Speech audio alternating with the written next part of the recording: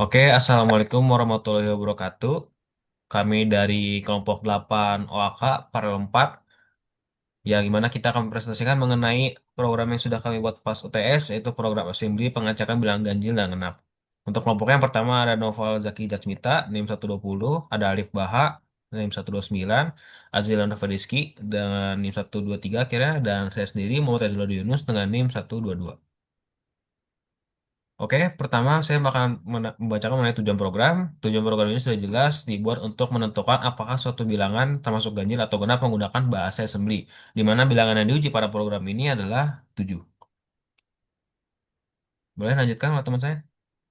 Oh, oke baik. Jadi untuk dasar logika program, jadi seperti yang kita tahu dalam bilangan biner itu kan ada yang namanya LSB atau least significant bit, di mana eh, kalau misalkan genap bernilai nol, sedangkan ganjil bernilai satu. Jadi kita ngambil itu untuk dasar logika kode kita.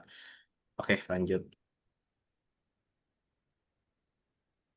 Nah, untuk kode programnya ini di sini kita manggil datanya untuk genap message ini genap kalau misalkan eh, keluarin ke konsol dan ini ganjil keluarin ke konsol.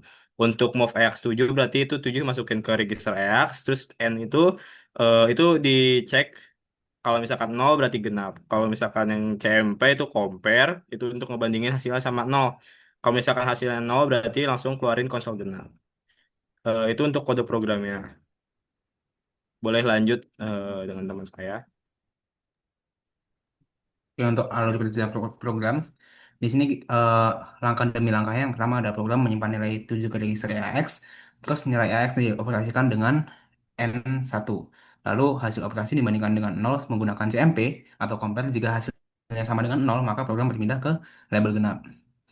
Nah, di sini itu adalah dieksekusinya secara kronologis ya oleh prosesor. Terus dia itu nanti pada akhirnya melakukan branching atau jumping. Boleh lanjut ke register.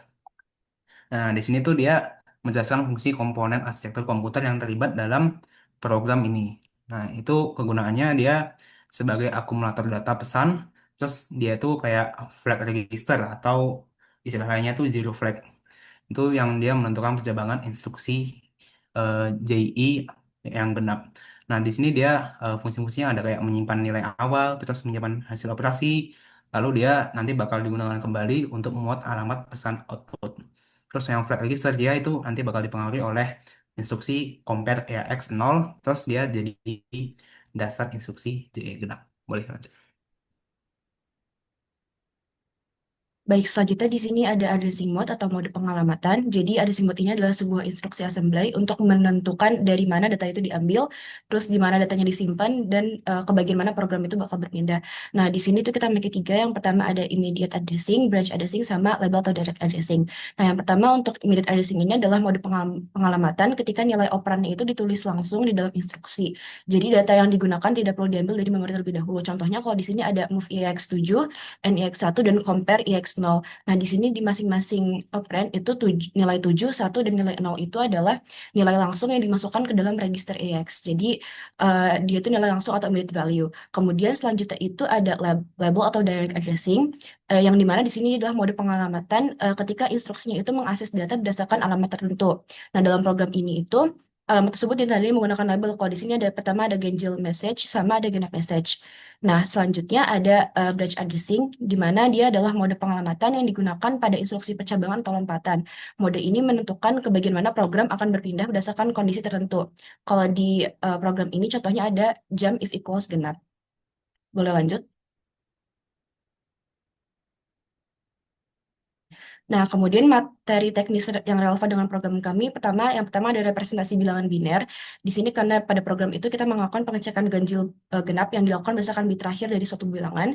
Yang kedua ada operasi logika bitwise AND, yang dimana operasi membandingkan bit per bit antara dua bilangan yang terakhir dari register, yaitu tempat penyimpanan sementara di dalam prosesor yang digunakan untuk mempercepat proses eksekusi instruksi.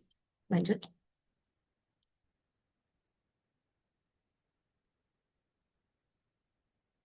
Oke, kemudian untuk hasil dan kesimpulannya, di sini contohnya ada 7 itu bilangan biner 112, dan kalau misalkan kita lihat 7N1 ini hasilnya 1. Nah, karena hasil operasi itu tidak sama dengan 1, maka program itu akan menampilkan output ganjil.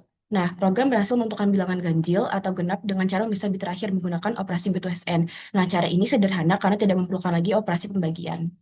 Baik, mungkin cukup sekian dari kami. Kurang lebihnya mohon maaf. Wassalamualaikum warahmatullahi wabarakatuh. Waalaikumsalam warahmatullahi wabarakatuh. Waalaikumsalam warahmatullahi wabarakatuh.